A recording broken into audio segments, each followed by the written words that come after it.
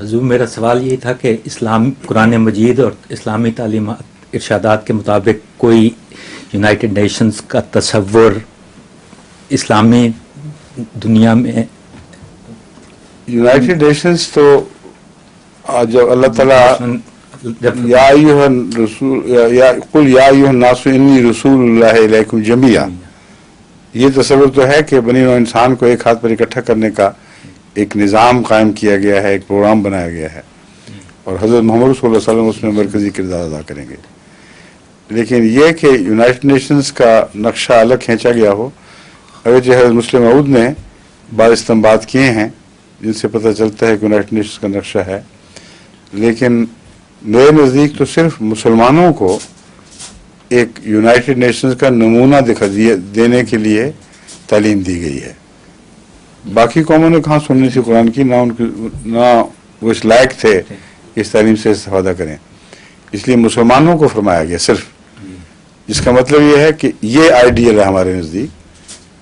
اگر تم بھی فائدہ اٹھانا چاہتے ہو تو اس قسم کی کوئی قائم کرو ایسوسی ایشن جس میں یہ بنیادی اصول داخل ہوں، یہی ان کے رہنما ہوں.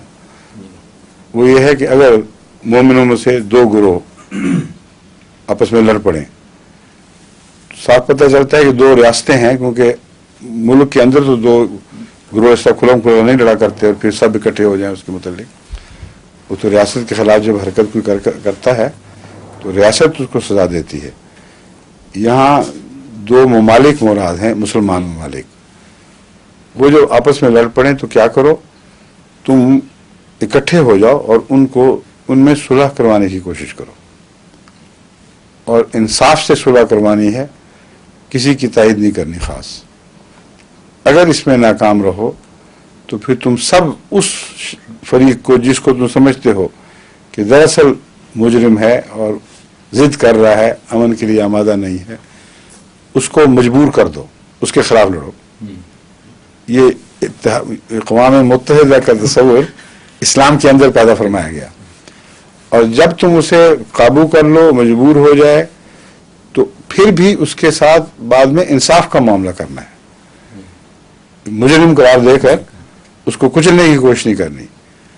اب یہ جو عراق کے تعلقی میں دیکھ لیں، بالکل اس کے برعکس ہو رہی ہیں باتیں. یونائٹڈ نیشنز کا تصور تو موجود ہے، لیکن اس کو قبول کرنے کے لیے اس وقت دنیا میں کسی قوم کا مزاج تیار نہیں ہے. اب تو دن بدن یہ مائٹ از رائٹ کے اصول پر آگے بڑھیں گے، صاف دکھائی دے رہا ہے. طاقت ہی میں سب کچھ ہے، وہی سچائی ہے. اور